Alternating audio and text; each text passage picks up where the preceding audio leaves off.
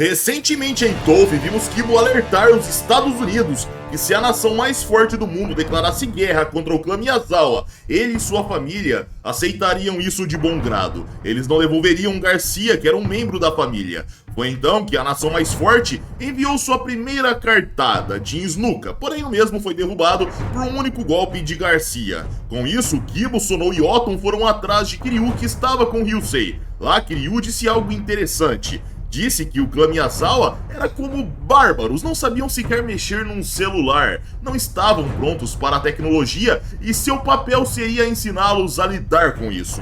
Ele também motivou Ryusei a lutar contra Otton, que não queria atacar, e quando o combate se encerrou e Otton desmaiou, Kiryu revelou que ainda tinha humanidade, pediu pro garoto largar seu irmão gêmeo. Ou seja, galera, o que o Kiryu demonstrava nos seus atos talvez não fosse suas verdadeiras intenções, porém ficava claro que Kiryu ainda tinha esse conflito consigo, o seu lado bom e o seu lado ruim.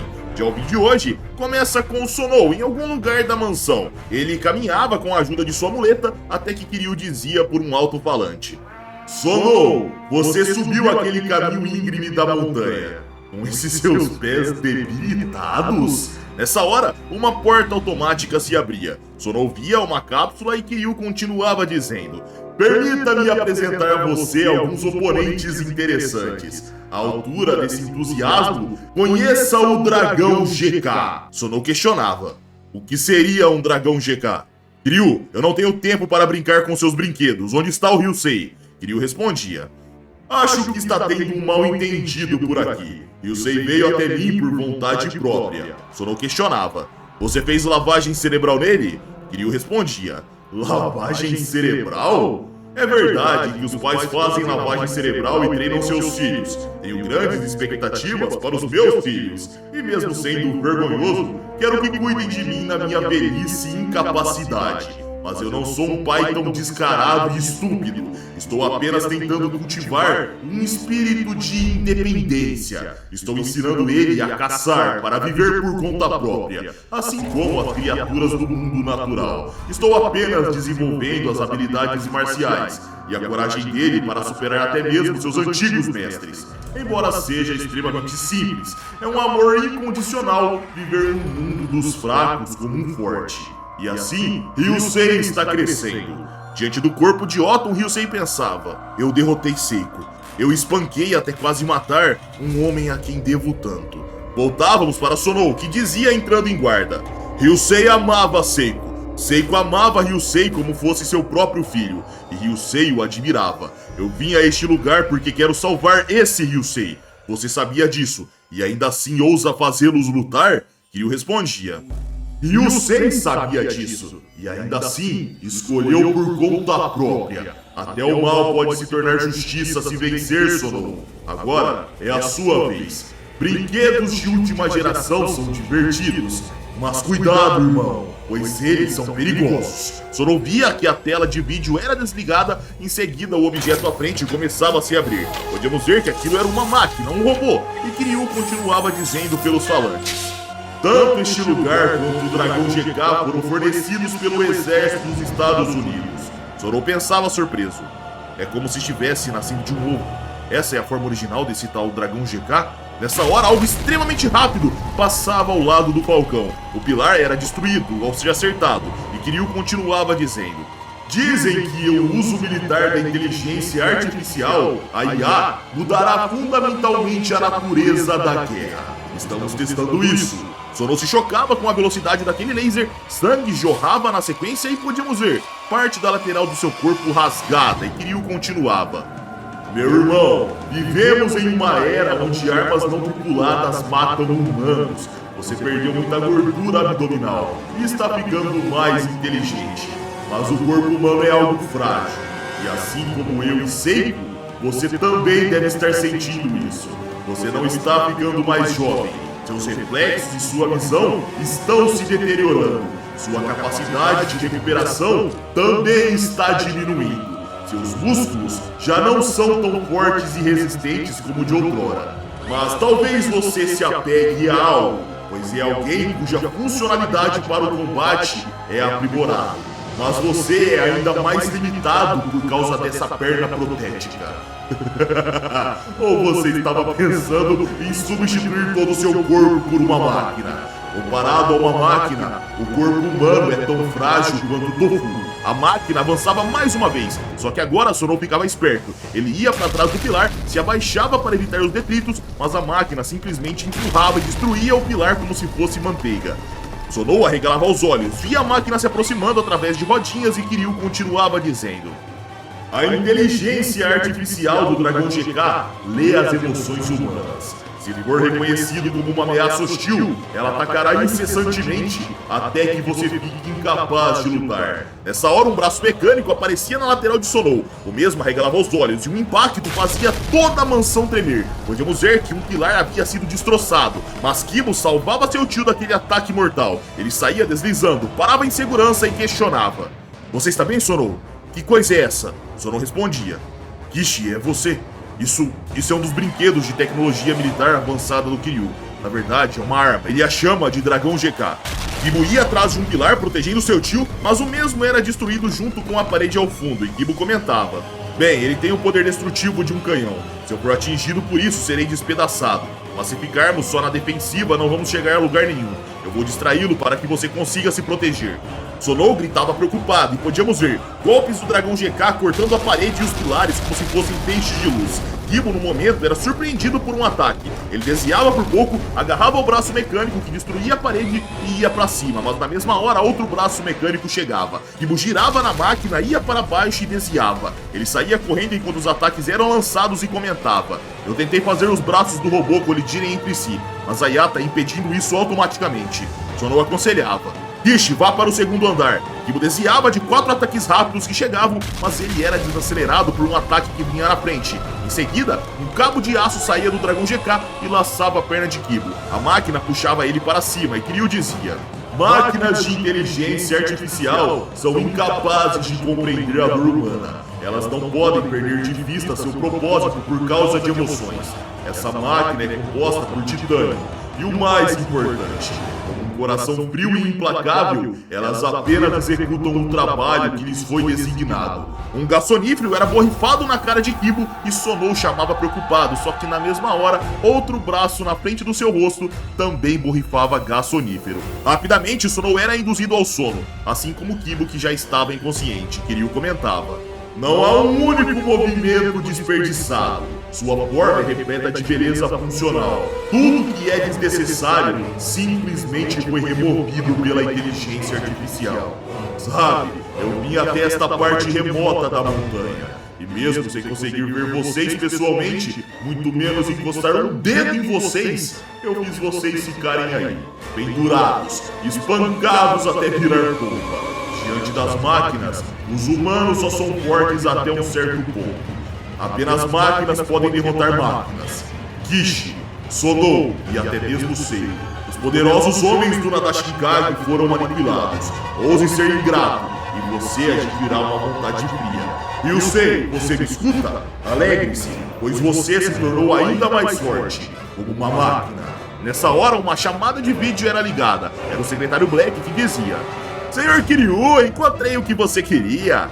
A cena cortava para o porto de Tóquio, onde Garcia observava os navios, mar e gaivotas e vindo de encontro Yuki dizia: eu adoro lugares como este, eu sempre me canso de frango e brócolis, então imaginei que você poderia estar cansado de comer isso também. Então fiz um ensopado, sabe? É saudável porque usa cordeiro, que tem pouquíssimas calorias e possui um alto efeito na queima de gordura. Garcia pegava um pouco de ensopado e Yuki questionava: eu estou te incomodando? Garcia negava com a cabeça, experimentava o alimento e Yuki questionava: tá gostoso? É meio estranho, você e eu somos meio irmãos, certo? Eu ouvi dizer que você cresceu em um ambiente feroz e bastante severo, programado para o combate. Disseram que você passou por muita coisa e sobreviveu a tudo isso. Você é forte, não é? Diferente de mim, você tem um coração que nunca vai se romper, e o Kiryu quer seu coração. Ao ver o nome de Kiryu, Garcia arregalava os olhos, olhava para Yuki que continuava dizendo: me dói pensar que tem um sangue tão horrível e maligno correndo pelas minhas veias. Às vezes eu queria poder simplesmente cortar meu corpo em pedaços e desaparecer, mas isso seria errado. Você tem que matar o Kiryu primeiro. Eu não vou morrer antes do Kiryu.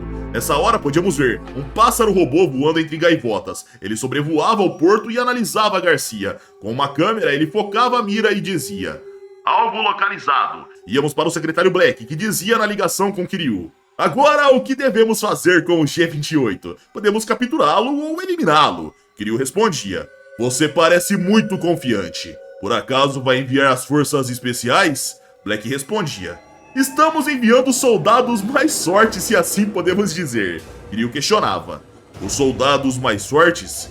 O G28 matou dezenas de soldados armados na base. Quer que ele faça outro banho de sangue? Não seja idiota. Não acha melhor que não tenhamos mais vítimas? Nessa hora, Garcia e Yuki, que andavam pela orla, escutavam o chão tremendo. Algo vinha andando, era um dragão GK, e o Sargento Black dizia: não se acalme, Kiryu. Eu tenho uma versão mais aprimorada do dragão GK, equipada com o mais recente equipamento militar. O ovo começava a se abrir e Garcia fechava a cara. Ele entrava na frente de Yuki e Black exclamava enquanto um novo robô nos era mostrado: protótipo Todar! Máquina semelhante a um humano e humano semelhante a uma máquina. Temos um confronto nesse conceito, mas essa é a ideia. Um robô militar desenvolvido com a mais recente e avançada tecnologia de todo o exército norte-americano. O robô saía do ovo e Garcia afastava Yuki. Vendo do tablet, Kiryu analisava em silêncio e Black continuava dizendo: o robô militar Todar tem o tamanho de um humano médio. Ele pode manusear as armas de um soldado comum. Ele pode acertar um alvo com mais precisão do que qualquer soldado sniper treinado. Eventualmente, o Todar será capaz de não apenas dirigir carros, mas também de pilotar caças. No combate, Todar chutava, sua perna se esticava e Garcia era lançado para longe. Ele batia em tambores e Black continuava dizendo: um leve chute de Todar e ele foi arremessado. O impacto é como se ele tivesse sido atingido por um caminhão. Os membros de Todar podem se expandir e contrair até 3 vezes o tamanho original. Ao ver Garcia no chão, Kiryu ficava pensativo e Black continuava dizendo: entende agora por que não se importávamos de entregar a tecnologia Garcia para a China? Sem medo da morte, disposto a assumir qualquer missão perigosa, mesmo em uma tempestade de balas, os protótipos Todar, os dragões GK, avançam calmamente, sem precisar desviar. Eles podem lidar com um ataque kamikaze que explodiria tudo com muita facilidade. Eles não serão explodidos. Deixe os soldados robôs lutarem a guerra. Esqueçam os humanos. Coisas que você veria em um filme de ficção científica estão prestes a se tornar realidade. Garcia se erguia com 2 barras de ferro em mãos e Kiryu dizia: criados para fazer o que os humanos não gostam de fazer e não conseguem fazer. O ápice da escravidão patética. A arma humana G28 não poderia pedir um oponente mais adequado. Certamente interessante, mas não mate o G28. Lembre-se, ele é um doador valioso. Black respondia: sim, claro, essa é a função de Garcia para nós, o doador. Desta vez, presumi que seria uma luta corpo a corpo, então não estamos carregando facas, armas ou qualquer tipo de armamento. No combate, Todar entrava na zona de alcance e já era acertado por uma chuva de golpes com a chapa de ferro. Porém, ao acertar o rosto, Garcia percebia que as barras estavam amassadas e o robô completamente liso. Todar colocava a mira em Garcia e batia com um direto. E na mesma hora, Garcia pensava: sempre que estou prestes a perder a consciência, eu ouço uma voz que soa como uma maldição. A voz dizia: lute, vamos lutar. Lutar ativa sua consciência e aguça todos os seus sentidos. Aqui não existe bem nem mal. A tensão é como uma droga, é um momento denso e intenso. Você vai se sentir eufórico, mesmo que isso te mate. Garcia, se você quer ser humano, você precisa lutar. Garcia sangrava e pensava: essa voz me salvou. Mas que diabos é essa voz? O narrador exclamava: a evolução pensante na batalha é a prova de existir humanidade. Podíamos ver que Garcia sangrava, mas ele havia bloqueado o soco de Todar. Kiryu abria um sorriso animado e Black comentava: inútil. O primeiro chute quebrou 3 costelas dele. O golpe que acabou de ser recebido resultou em uma fratura na ulna do braço direito. Todar pode executar tortura exatamente como foi instruído. Sua câmera aprimorada localiza as lesões com um raio-x instantâneo e transmite os dados para mim. Garcia é uma máquina de combate ultrapassada. Parece que o G28 também está procurando uma fraqueza em Todar, mas o oponente dele não é humano. O G28 vai acabar sendo atingido de uma forma ou de outra. Não é como aquela máquina patética do grande tigre número 1 Shotaki Min, que tinha os testículos como alvo. Que coisa ridícula. Kiryu alertava. Garcia ignora a dor. Existem cerca de 206 ossos no corpo humano, então não importa quantos você quebre. Mas há apenas uma coisa que eu quero que você não quebre. Não danifica o coração. Black dizia, sim, claro, deixe comigo. Garcia nessa hora saía correndo e Kiryu questionava. O que há de errado? Por que não está perseguindo ele? Black respondia, ele pode se dar ao luxo de não fazer isso. Desconecte o cabo da bateria, Todar. Todar se autodesconectava e disparava em altíssima velocidade. Ele já chegava ao lado de Garcia e Black dizia...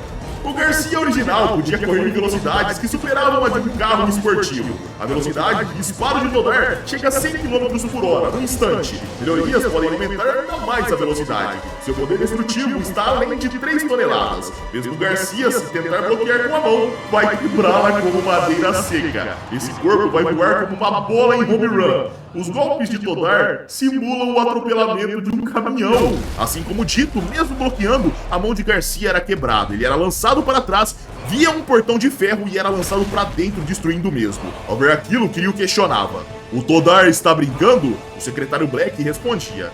Eu só estou atendendo ao seu pedido. Sabe, é fácil simplesmente matar alguém. Mas é mais difícil quando você precisa capturar. Leva tempo para levar o G28 a um ponto em que ele não consiga mais lutar, já que ele foi treinado para lutar até a morte. Ou será que está sendo difícil para você ver o G28 sendo ferido dessa forma? Kiryu questionava. Black, o que você está tentando dizer? O secretário sorria e respondia. Kiryu, você também é filho de um homem, logo é humano. Achei que você poderia ter desenvolvido algum tipo de amor paternal pelo G28. Kiryu respondia. O G28 tem um corpo mutante raro e precioso. É natural que ele seja especial para mim, mas tudo que eu amo nele é o coração. Voltávamos para Todar, que entrava na empresa, localizava sangue no chão e ia adentrando. À frente ele via Garcia encarando e em cima um andaime repleto de ferros. Mas quando Todar olhava para cima já era tarde demais, pois o andaime estava sendo solto em cima do robô. Ao ver aquilo, Kiryu comentava. Que bagunça, ter pego em uma armadilha tão simples. O robô militar mais poderoso já criado. Ele não é tão bom assim. Não pode se mover agora porque está preso entre as estruturas de aço. Garcia se aproximava com uma chapa de ferro em mãos e Black dizia.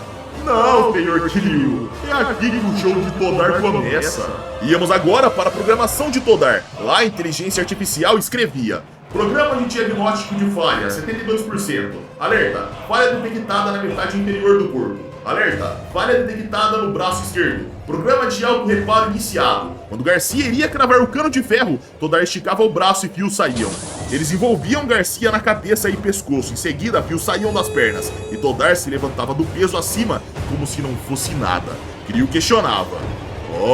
Ele consegue se recuperar sozinho mesmo que seus membros sejam arrancados? O secretário Black respondia. Mesmo que Todar fique apenas com a cabeça, enquanto tiver energia, ele lutará de todas as formas possíveis até o final. Nessa hora, a mente de Garcia pensava. Garcia, vamos lutar. Lutar é a prova de ser humano. Garcia cravava o cano de ferro na câmera de Todar e atravessava, mas na mesma hora Black amenizava. Sem problemas, apenas uma câmera quebrada. Todar, é hora de completar a missão. Todar erguia o punho para bater, só que na mesma hora, galera, algo vinha destruindo as chapas de aço da empresa. Era um trator que acertava a cabeça de Todar e a arrancava. Kiryu e Black se surpreendiam e podíamos ver que aquilo não era um mero trator, mas sim um transportador de carga pesada de movimentação industrial. Graças ao peso, o corpo de Todar era esmagado. Dirigindo o veículo estava Yuki. Ela via Garcia ferido e inconsciente, descia para ajudá-lo, só que na mesma hora ele escutava passos se aproximando. Eram 6 protótipos de Todar e o sargento Black exclamava. Muito bem, G28 capturado. E dessa forma, galera, com o nível das coisas aumentando absurdamente, o vídeo vai chegando ao fim. Galera, esse é o novo mundo de Toph agora, onde a ameaça escalou-se absurdamente. Muita gente tinha dúvidas do porquê se existiam personagens tão fortes no mundo de Tolkien, por que eles não apareceram no TDK, por que eles não apareceram na Hiper Batalha. Isso porque os Estados Unidos usava tudo isso para experimento militar, para guerra. Então um evento não era interessante, mas agora as coisas vão ampliar muito mais. E aguardem pacientemente para ver como a obra vai desenrolar daqui para frente. A gente já tá chegando nas partes que saíram de Tolkien aqui no ocidente, e em breve só coisas do Japão serão trazidas para vocês aqui na Sociedade Z. Então like para ajudar o canal, se inscrevam se não forem inscritos, e se puderem, tornem-se membros do canal para ajudar a Sociedade Z a continuar crescendo. Trazer todo esse material tem um custo pra gente, então eu espero que vocês apoiem a gente com pelo menos o seu like. Comentem aí o que acharam do vídeo. E é isso, galera. Minhas redes sociais vão estar aqui na tela caso queiram me seguir. E é isso aí. Eu tô indo nessa. Um abraço, fiquem com Deus e tamo junto.